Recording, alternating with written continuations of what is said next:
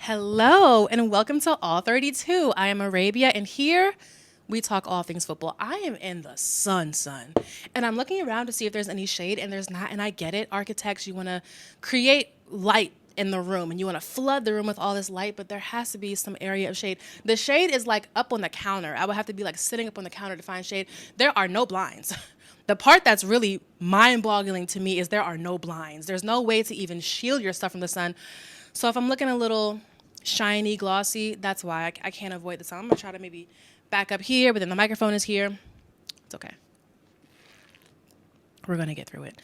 Today I have a special guest, quarterback from the Bills. Josh Allen is here to talk about his game versus the Broncos in Sunday's wild card lineup. Thank you so much for being here, Josh. How are you? Just kidding. Josh isn't here. We're talking about Josh and not to Josh today, okay? That's fine. We're building, we're grinding, we're putting out content. We can help each other get these great interviews and get there, all right? Don't worry. We will get there. And I appreciate every single one of the 471 of you who are subscribed to this channel. I mean, y'all are just very special to me, my cousins. Okay, today, another thing. Black people. Because it's us. I know it's us. Why do we put an S at the end of people's names? Joe Burrows? Joe Buttons? It's just the one Joe Burrow. I hear people talking about the Bengals and whatever, Joe Burrows. No, Joe Burrow. And it's a science. I did the science. It's Joe plus last name that starts with the B. Add the S. Black people like, add the S. Joe B, add the S. No. Just the one. Just the tip. I've come to expect it now, so it's fine. Another thing, I had these Ray-Ban Meta glasses that are really cool. Santa gave to me. Shout out to Santa. And I kind of wanted to record while recording me so I can record you looking at me, looking at you, looking at me, looking at you, looking at me. Maybe they can be the star of the show. Who needs Josh Allen when you have Meta Ray-Ban glasses? Ooh. All right, today we're going to talk about the 3 Sunday games for Wild Card Weekend. I talked about the Saturday lineup already. If you haven't already seen that video, go back and watch it and make sure you subscribe to this channel. It will be greatly appreciated. Thank you so much for everybody who already has.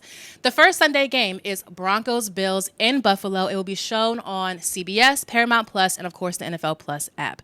Both of these teams had question marks coming into the season.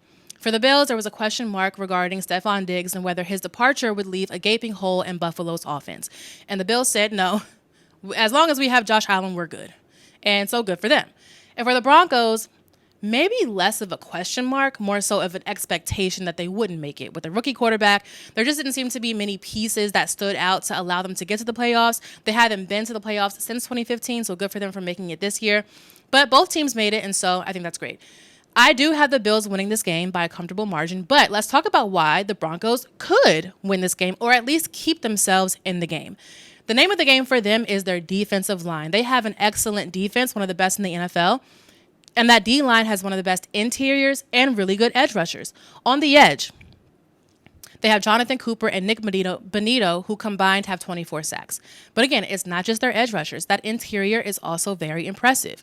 Zach Allen led the NFL's interior linemen with 65 quarterback pressures, along with getting 8.5 sacks. In general, the Denver defense has led the NFL with 63 sacks, 9 more than the second best team, which was the Baltimore Ravens. So if they can get to Josh Allen, if that D-line can do what it has been doing for 17 regular season games, then they can keep themselves in the game in some regard. Here's the kicker. Josh Allen does not get sacked very often. The Bills just do not allow it. He was only sacked 14 times this season, and he's played all 17 games. The next closest person who played all 17 games to get sacked the least is Lamar Jackson, who was sacked 23 times. The only other person in that kind of 17-game ballpark who was also sacked 14 times was Jordan Love, who was sacked 15 times. So the point is, yes, Denver's defense is really, really good at getting pressures and getting to the quarterback, but the Bills just don't allow their quarterback to get sacked very often, not only because that O-line provides protection, but because Josh Allen gets mobile. He's a big guy who uses his legs to extend plays. So that will be a very interesting matchup. It's going to be a very hostile environment for a rookie quarterback. But the Bills are the first team in NFL history to score 30 touchdowns, both passing and rushing. So Broncos are not the only team here that have a really good defense. Statistically, though, Broncos defense is better than the Bills defense, but Denver's defense is going up against a better offense. So either way, it's a very interesting matchup. But I do think that Denver's defense is what will keep them in this game. Rookie Bo Nix has been doing amazing. People have been comparing, kind of going back and forth between him and Jaden for who's going to get Rookie of the Year. Of course, I think Jaden Daniels will get it. He's been impressive since week 1. Bo Nix, though, has been doing an excellent job. If he protects the ball, he could also get something going on that offense. But I do think that the Bills will just be overwhelming and way too much for the Broncos. I think this is a harder game for the Broncos. So they would really have to step up and do the work for 4 quarters.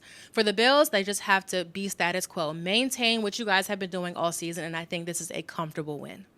I don't have a score prediction, but I will say that I have the Bills winning by at least 2 possessions. Before we go on to the Packers, I do want to show you this graphic of scoring margin versus playoff teams this season. And so as you can see here, it has the Bills in the negative and the Broncos in a positive as far as the margin. And I'm not saying that this is useless information because it's very interesting and it does tell a story, but of course it doesn't tell the whole story. And so, for example, the Broncos played the Chiefs week 18, just, this past weekend, and they won, 38-0? The Chiefs had no starters in, really, and that performance was not indicative of who the Chiefs are. I mean, they didn't have anybody in the game, really. So that 38-0 margin absolutely plays a huge role in what you see in that graphic. So I just want to be clear, a lot of times information is put out and it's good information. It is very useful. It is interesting. A story is being told. But when we start to add nuance to that information, we do see, okay, you can't just do something like, oh, the Broncos play playoff teams very well, and so they have a better chance in the playoffs than the Bills would, who looks like they don't perform very well against playoff teams. Because, again, they're not even all playing the same playoff teams. Someone could be playing a number 1 seed twice a year, or in the NFC North, you're playing all these playoff teams. In the AFC West, you're playing all these playoff teams more than once. So it's skewed. We add context, and we move on. The next game is Packers-Eagles. This is the 4:30 game. This is a rematch of Week 1 in Brazil, but both of these teams are very different than they were in Week 1. Both quarterbacks are kind of banged up. Jalen Hurts is going through concussion protocol, and Jordan Love had an elbow injury in the Bears game last weekend. But I expect both quarterbacks to play. The media is playing this really weird game with, will Jalen Hurts play? He will. There's no way that you let Kenny Pickett in first round of the playoffs when last season they lost to the Bucs in the first. I mean, no. If you have the momentum going and you talk about winning a Super Bowl, which is extremely hard to do. I mean, it's really, really hard to do. You have to take advantage of that window. So, of course, Jalen Hurts is going to play. Green Bay likes to run the ball. They are the 3rd most run-heavy team in terms of the pass-run ratio. They're just 3rd behind the Eagles and the Ravens. And so who is their RB1? Josh Jacobs. Josh Jacobs finished 6th in the league in rushing yards. The matchup that I do think could have been interesting is Green Bay's passing game versus the Eagles' secondary. And I'll explain why I said could have been interesting. I say could have been because Christian Watson is not there. And he was a huge part of those explosive plays. Green Bay had the 4th most 20-plus yard passing plays in the NFL. Generally, they were very, very explosive and they moved the ball around. But Philly allowed the least amount of 20-plus yard passing plays in the NFL. So that could have been very interesting if Christian Watson was in. I'm not saying that it's impossible, but I am saying a huge piece of that for the Packers is missing. Unfortunately, he tore his ACL in the Bears game, so he will not be there. I think that Philly's secondary will just lock up that passing game. And as far as the run game, Philly has seen Derrick Henry. They've seen Najee Harris. They've seen Kyron Williams. They've seen Bijan Robinson. They've seen all these running backs who, in my opinion, are more explosive than Josh Jacobs. Not saying that Josh Jacobs is a bum. He's definitely not. He can get the job done. He still has a lot left in him, pause. But I do think that the Eagles will be overly prepared for the run, and I don't think that the Packers' passing offense will be enough to overwhelm Philly. So I do have Philly winning this game at home in that, once again, hostile environment.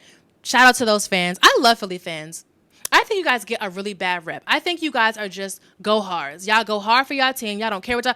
I could be talking about a Rams-Chargers game, and y'all will just post all these eagle emojis in my comments. I'm like, who? Nobody is talking about Philly, about the Eagles, about birds, about the color green. Nothing. But y'all just go hard for y'all team, and I can respect that.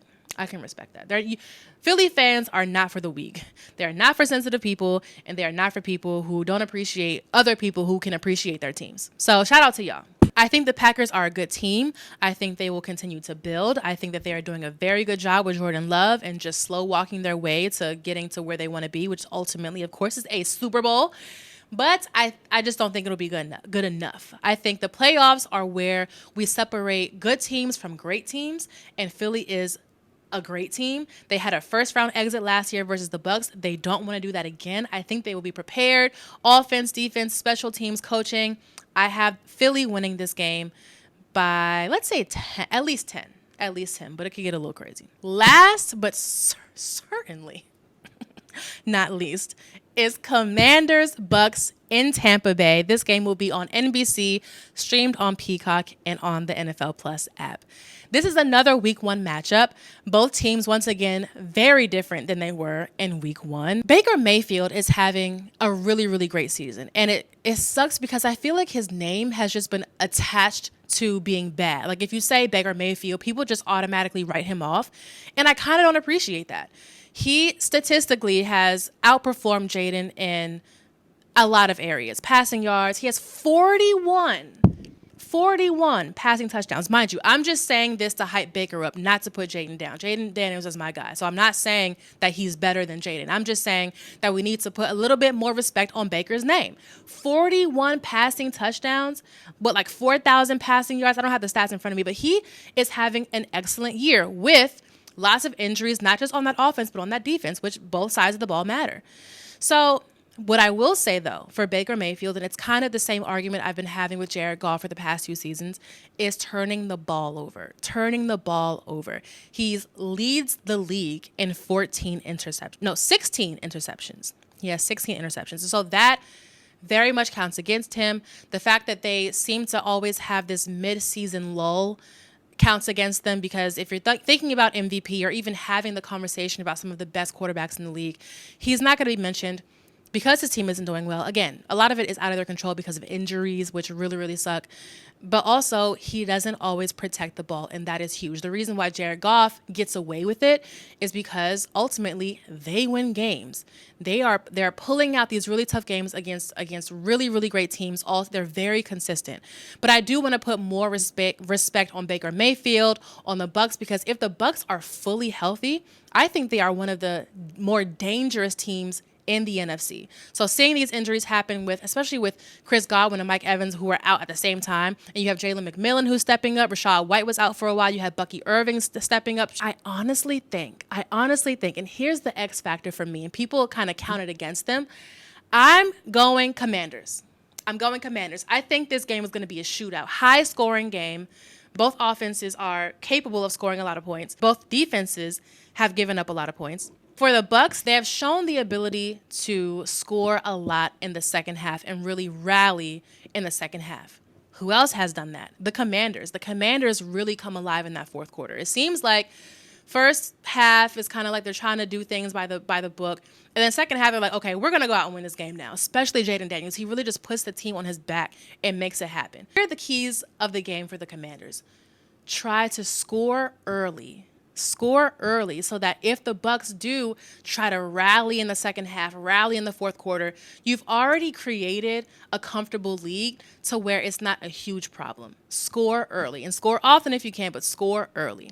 Another thing for me is we already talked about how Baker Mayfield tends to turn the ball over, and we aren't a turnover happy defense. We haven't been for a minute now. But if we are able to capitalize on any of those turnover mistakes, whether it's fumbles, creating forced fumbles and fumble recoveries, or getting interceptions, I think that will really help swing the momentum in our way in an away playoff game. So those two things, try to get turnovers, which is kind of a tall task for a defense that generally doesn't do that.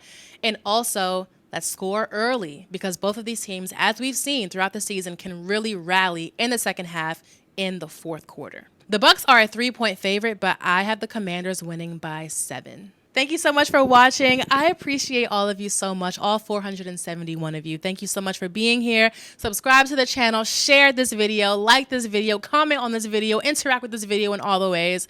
Thank you so much, cousins. I'll see you next time.